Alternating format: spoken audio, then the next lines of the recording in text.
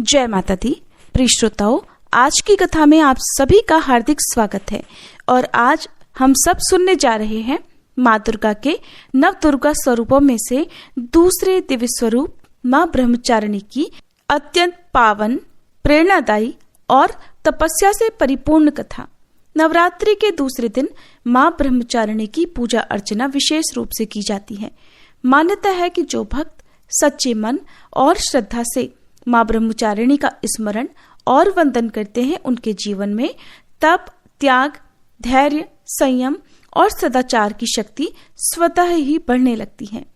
माँ दुर्गा की नवशक्तियों में दूसरा स्वरूप माँ ब्रह्मचारिणी का है। यहाँ ब्रह्म का अर्थ तपस्या से है और चारिणी का अर्थ है उसका आचरण करने वाली, अर्थात जो देवी तप का आचरण करने वाली हैं, उन्हें ब्रह्मचारिणी कहा जाता है। माँ दुर्गा का ये स्वरूप भक्तों और साधकों को अनंत फल देने वाला, अनंत कल्याणकारी और दिव्य तेज से परिपूर्ण माना गया है।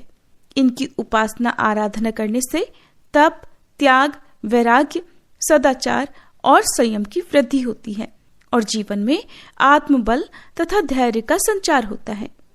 माँ ब्रह्मचारिणी का स्वरूप अत्यंत शांत, अत्यंत तेजस्वी और पूर्ण रूप से ज्योतिर्मय है। इनके दाहिने हाथ में जपमाला सुशोभित रहती है और बाएं हाथ में कमंडल धारण रहता है। यह स्वरूप साधना, तपस्या और आत्म संयम का प्रतीक माना जाता है। पौराणिक मान्यताओं के अनुसार अपने पूर्व जन्म में यही देवी पर्वतराज हिमालय के घर पुत्री के रूप में प्रकट हुई थी। उस समय देवर्षि नारद ने माता को उपदेश दिया कि यदि वे भगवान शिव को पति रूप में प्राप्त करना चाहती हैं, तो उन्हें कठोर तपस्या करनी होगी। नारद जी के इस उपदेश को सुनकर माता ने भगवान शंकर को पति रूप में पाने के लिए अत्यंत कठिन और दीर्घकालीन तपस्या आरंभ कर दी। माँ की ये तपस्या इतनी कठोर, इतनी कठिन और इतनी अद्भुत थी कि देवता, ऋषि, मुनि और सिद्धजन भी उसे देखकर आश्चर्यचकित रह गए। कहा जाता है कि माता ने हजारों वर्षों तक केवल फल फूल खाकर अपना जीवन व्यतीत किया और अत्यंत कठिन व्रत उपवास किए। खुले आकाश के नीचे रहकर उन्होंने वर्षा, धूप और ठंड के असहनीय कष्ट भी सहन किए, पर फिर भी उनका मन भगवान शिव की आराधना से कभी विचलित नहीं हुआ। इसके बाद भी माता की तपस्या समाप्त नहीं हुई। लगभग 3000 वर्षों तक उन्होंने केवल टूटे हुए बेलपत्र खाकर भगवान शिव का ध्यान और जप किया। माता की यह तपस्या दिन प्रतिदिन और अधिक कठोर होती चली गई। आगे चलकर माता ने बेलपत्र खाना भी त्याग दिया और कई हजार वर्षों तक निर्जल और निराहार रहकर भगवान शंकर की आराधना साधना करती रही। इस अत्यंत कठिन तपस्या के कारण माता का शरीर अत्यंत क्षीण और दुर्बल हो गया था, परंतु उनका संकल्प अडिग और अटल बना रहा। देवता, ऋषि, सिद्धगण और मुनिजन सभी माता की इस अद्भुत तपस्या को देखकर अत्यंत प्रसन्न हुए और उन्होंने माता की तपस्या की भूरी भूरी प्रशंसा की। तब उन्होंने माता से कहा, हे देवी, आपकी ये तपस्या तो अभूतपूर्व है, अद्वितीय है। आज तक किसी ने भी इतनी कठोर तपस्या नहीं की। ये महान कार्य केवल आप ही कर सकती थीं। आपकी मनोकामना अवश्य पूर्ण होगी। भगवान चंद्रमौली शिव आपको पति रूप में प्राप्त होंगे। अब आप अपनी तपस्या समाप्त करें और अपने घर लौट जाएं। शीघ्र ही आपके पिता के यहाँ से आपको बुलावा आएगा। इस प्रकार माता अपनी कठिन तपस्या में रत रही और भगवान शिव ने उन्हें साक्षात दर्शन देकर उनकी तपस्या को स्वीकार किया और उन्हें अपनी अर्धांगिनी बनाने का वचन देकर उन्हें उनके घर के लिए विदा कर दिया। आखिरकार भगवान शिव ने पूर्ण विधि विधान के साथ देवी के साथ विवाह किया। कठोर तपस्या करने के कारण ही माता को तपचारिणी और ब्रह्मचारिणी कहा जाने लगा।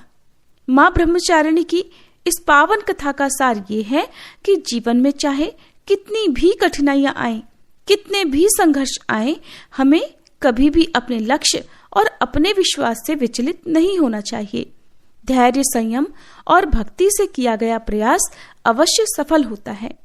माँ ब्रह्मचारिणी की कृपा से भक्तों को सर्व सिद्धि, ज्ञान, धैर्य और आत्मबल की प्राप्ति होती है। नवरात्रि के दूसरे दिन माता के इसी स्वरूप की विशेष पूजा अर्चना की जाती है। इस दिन प्रातःकाल स्नान ध्यान करके स्वयं को शुद्ध और पवित्र करें। इसके बाद माँ ब्रह्मचारिणी की प्रतिमा या तस्वीर की स्थापना करके श्रद्धा भाव से पूजा करें। पूजा करते समय मन को शांत रखें और सच्चे मन से माता के नाम का स्मरण करते रहें। मान्यता है कि माँ ब्रह्मचारिणी के पूजन और वंदन से कठिन तप और व्रत सफल होते हैं। इस दिन माता को विशेष रूप से कमल या बेला के पुष्प अर्पित करें। सफेद या पीले रंग के वस्त्र धारण करके माँ की पूजा करें और दूध से बने प्रसाद जैसे खीर, दूध से बनी मिठाई या अन्य पकवान भी माँ को अर्पित किए जा सकते हैं। पान, सुपारी, इलायची का भोग भी माँ को लगाया जाता है और कथा का श्रवण करने के बाद कपूर जलाकर माता की आरती अवश्य करें। विद्यार्थियों के लिए ये पूजा विशेष फलदायी मानी गई है, क्योंकि इससे अध्ययन में रुचि बढ़ती है, स्मरण शक्ति का विकास होता है और जीवन की अज्ञानता दूर होकर ज्ञान का प्रकाश भी फैलता है। माँ ब्रह्मचारिणी की कृपा से भक्तों के जीवन में धैर्य, संयम, ज्ञान और आध्यात्मिक शक्ति का संचार होता रहे, ऐसी हम सबकी माँ ब्रह्मचारिणी से प्रार्थना है। प्रिय भक्तजनों, ये थी माँ ब्रह्मचारिणी की कथा। सभी प्रेम से बोलिए माँ ब्रह्मचारिणी की जय। प्रिय भक्तजनों, आप सुनिए चैत्र मास महात्म्य का 16वां अध्याय, जो कि आप लगातार हमारे चैनल पर इससे पहले तक सुन रहे थे, जिसमें आपको हम देवी भागवत की कथाएं सुना रहे थे। तो कल से आगे की कथा अब सुनिए। व्यास जी कहते हैं, ताम्र नामक दैत्य के मूर्छित हो जाने पर महिषासुर ने कुपित होकर विशाल गदा उठाई और वह स्वयं देवताओं पर टूट पड़ा। देवताओं, ठहरो, तुम सब लोगों को आज मैं गदा से चूर्ण किए देता हूँ। तुम सदा से ही निर्बल हो, जहां कहीं भी इच्छानुसार बलि खा लेना तुम्हारा स्वाभाविक काम है। ऐसा कहकर अभिमान से चूर रहने वाला महिषासुर इंद्र के ही पास पहुंच गया। देवराज इंद्र ऐरावत हाथी पर बैठे थे। महाबाहु महिषासुर ने उनके कंधे पर गदा से चोट पहुंचाई। देवराज भी सावधान थे। उन्होंने भी अपने भयंकर वज्र से दानव की गदा तुरंत काट डाली। फिर महिषासुर को मारने के लिए बड़ी तेजी से वे आगे बढ़े। महिषासुर भी साधारण क्रोधी नहीं था, बल्कि उसने भी चमचमाती हुई तलवार अपने हाथों में ले ली। महान पराक्रमी इंद्र सामने पहुंच चुके थे। आगे बढ़कर उस दैत्य ने उन पर तलवार चलाना आरंभ कर दिया। फिर तो दोनों में ही संपूर्ण प्राणियों को भयभीत कर देने वाला रोमांचकारी युद्ध ठन गया।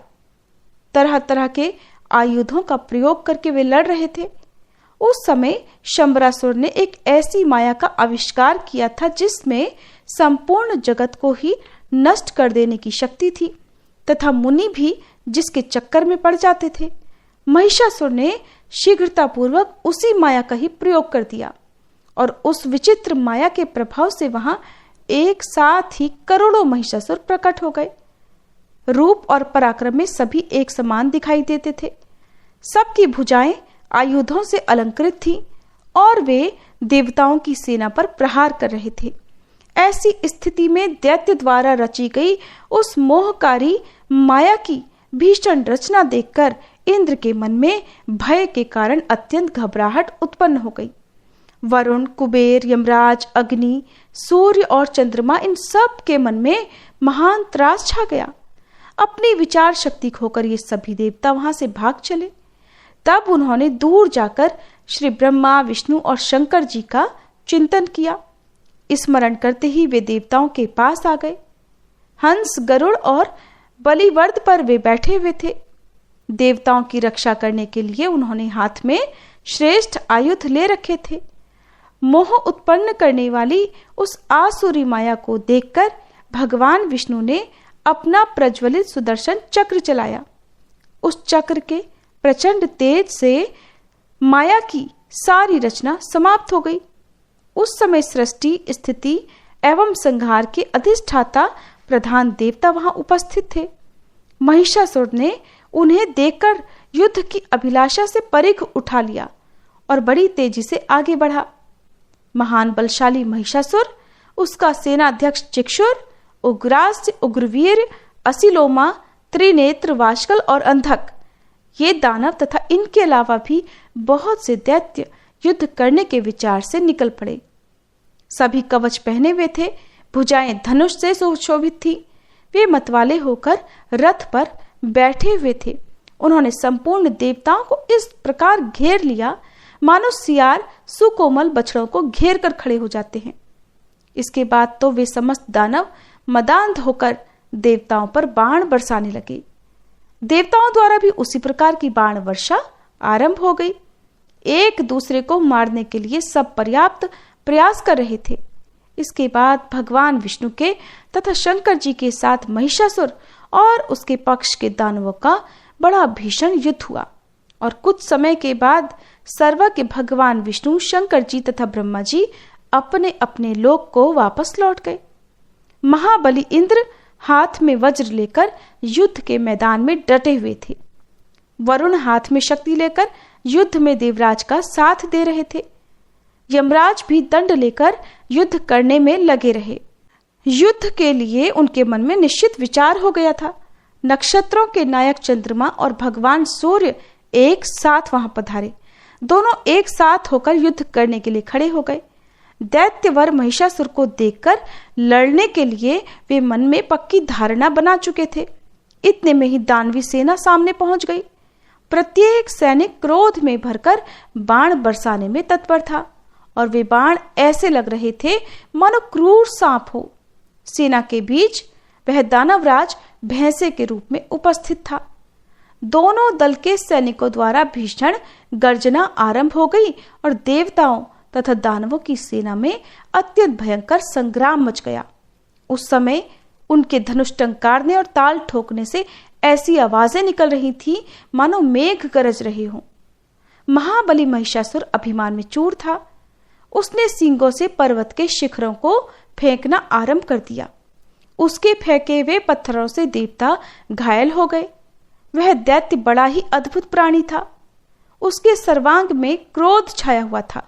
उसने खुरों के आघात से और पूंछ के घुमाने से ही बहुत सारे देवताओं को मार डाला। तब लड़ने के लिए जितने भी देवता और गंधर्व वहां एकत्रित थे वे सभी अत्यंत डर गए। महिषासुर के इस पराक्रम को देखकर अब तो देवराज इंद्र के पैर भी पीछे पड़ने लगे और वे फिर युद्ध भूमि से ही निकलकर भाग गए। शचीपति इंद्र के भाग जाने पर वरुण, कुबेर और यमराज सभी भय से घबराकर विचलित हो गए। सम्यक प्रकार से विजय मानकर महिषासुर अब अपने महल की ओर प्रस्थान कर गया।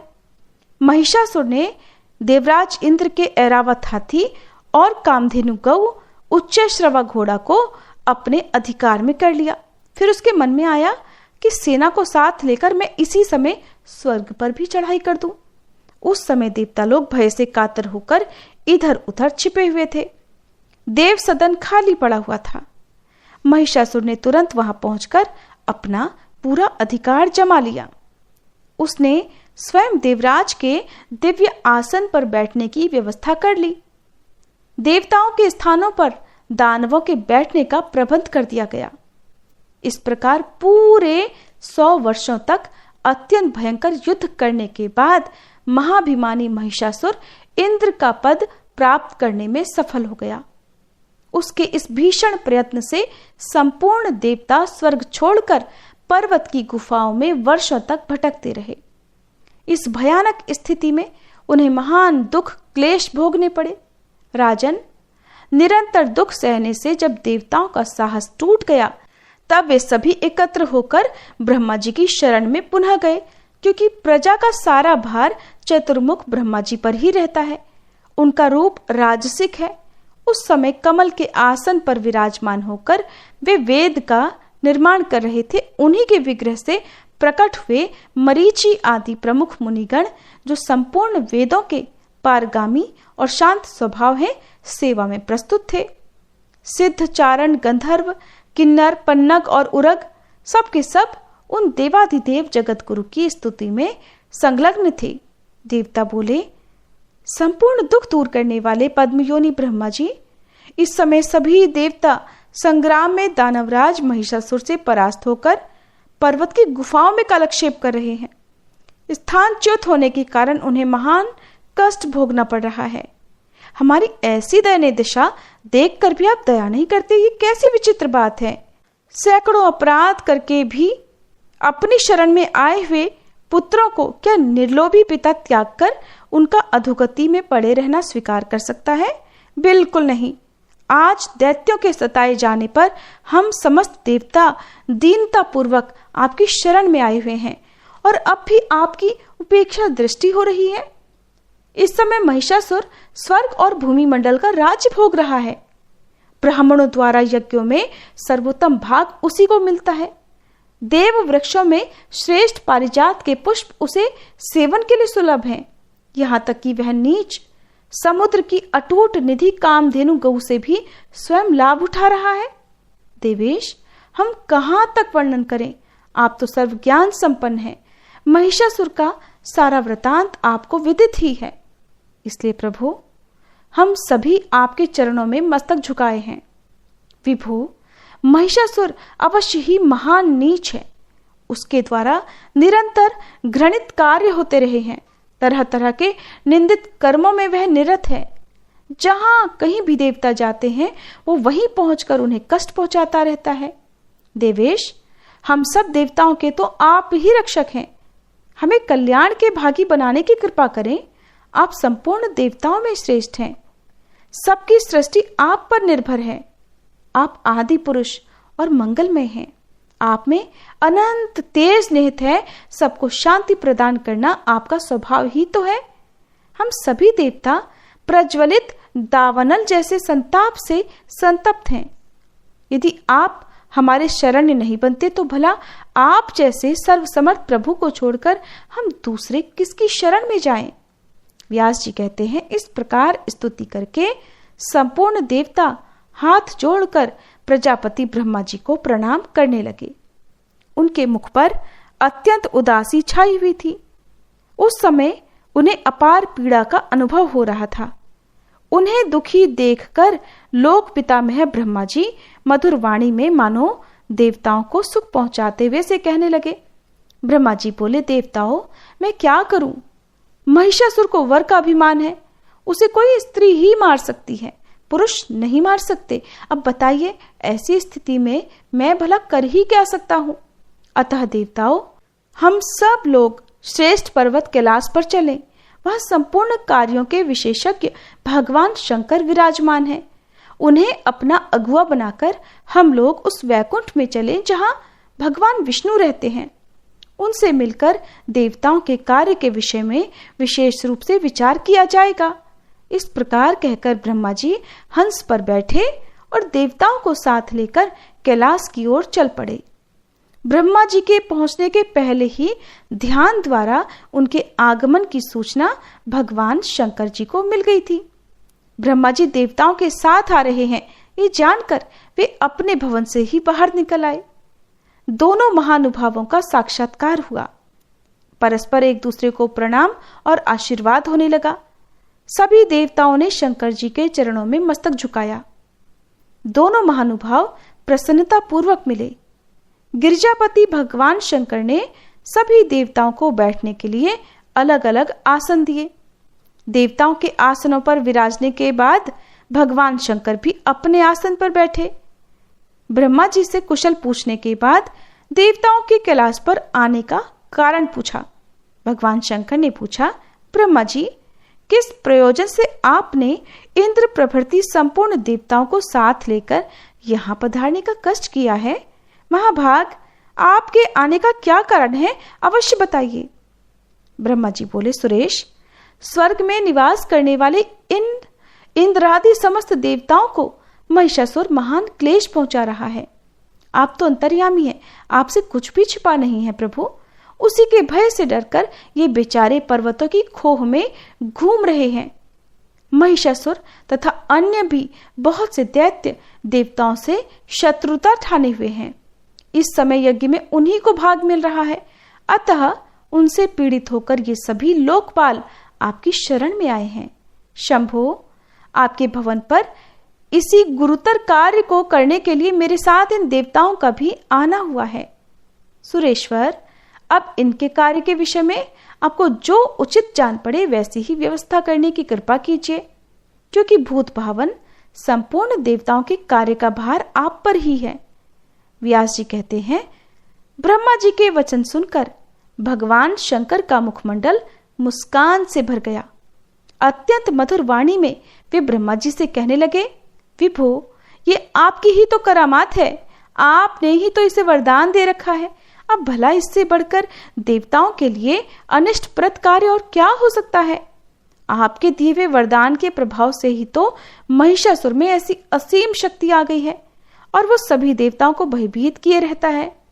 भला कौन ऐसी सुयोग्य स्त्री है जो अभिमान में चूर रहने वाले इस दानव को मार सके। संग्राम में पैर रखने के योग्य न तो मेरी पत्नी है और न आपकी ही। महाभाग्यवती ये देवियां यदि संग्राम में चली भी जाएं, तो फिर युद्ध में सफलता किस प्रकार प्राप्त कर सकेंगी। महाभागा इंद्राणी को भी युद्ध की कला ज्ञात नहीं है। दूसरी किस स्त्री में इतनी शक्ति है जो इस मदोन्मत्त दुष्ट दानव को मार सके।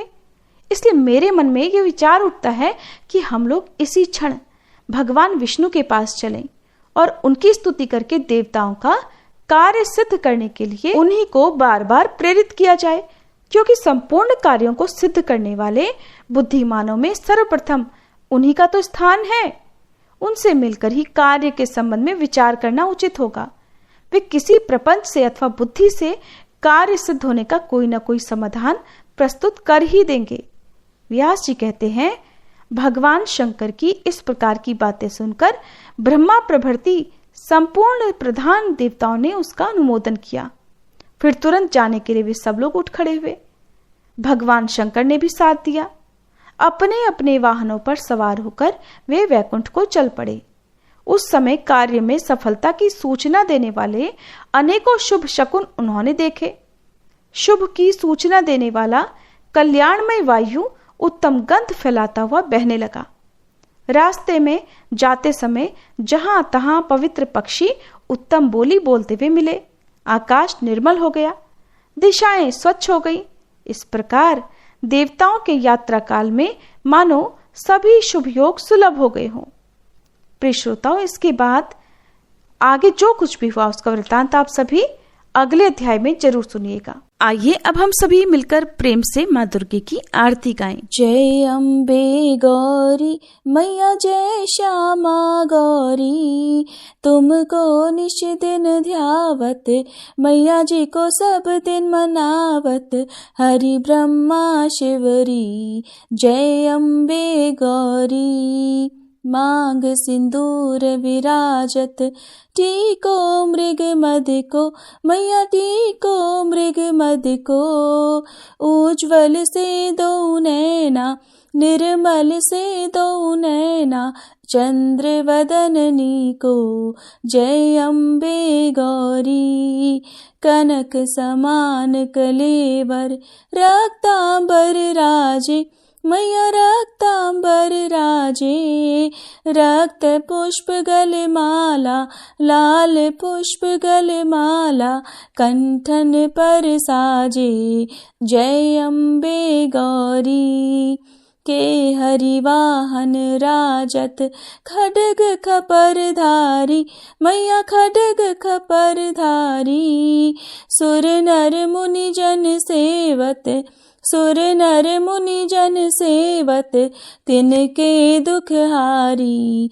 जय अम्बे गौरी, कानन कुंडल शोभित, नासाग्रे मोती, मैया नासाग्रे मोती, कोटिक चंद्र दिवाकर, कोटिक चंद्र दिवाकर, राजत समज्योति। जय अम्बे गौरी, शुंभ निशुंभ विदारे, महिषासुर घाती, मैया महिषासुर घाती, धूम्र विलोचन नैना, मधुर विलोचन नैना, निश दिन मदमाती। जय अम्बे गौरी, चंड मुंड संहारे, शोणित बीज हरे, मैया शोणित बीज हरे। मधु कैटभ दो मारे, मधु कैटभ दो मारे, सुर भयहीन करे, जय अम्बे गौरी। ब्रह्माणी रुद्राणी तुम कमला रानी, मैया तुम कमला रानी। आगम निगम बखानी तुम शिव पट रानी, जय अम्बे गौरी। 64 योगिनी मंगल गावत, नृत्य करत भैरू, मैया नृत्य करत भैरो। बाजत ताल मृदंगा, बाजत ढोल मृदंगा, अरु बाजत डमरू, जय अम्बे गौरी। तुम ही जग की माता, तुम ही हो भरता, मैया तुम ही हो भरता। भक्तन की दुख हरता, भक्तन की दुख हरता, सुख संपत्ति करता, जय अम्बे गौरी। भुजाचार अति शोभित वर मुद्राधारी, मैया वर मुद्राधारी।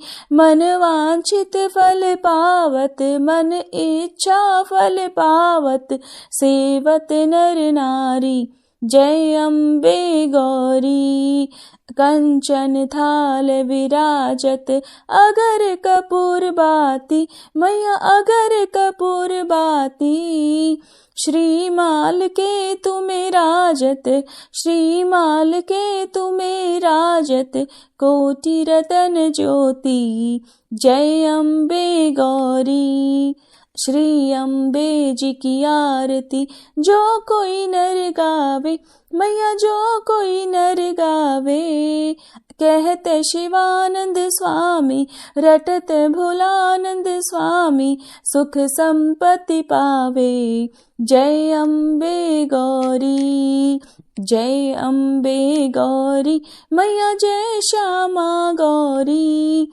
तुमको निश दिन ध्यावत, मैया जी को सब दिन मनावत, हरि ब्रह्मा शिवरी, जय अम्बे गौरी। माँ दुर्गा से क्षमा प्रार्थना। हे परमेश्वरी, मेरे द्वारा रात दिन सहस्त्रों अपराध होते रहते हैं।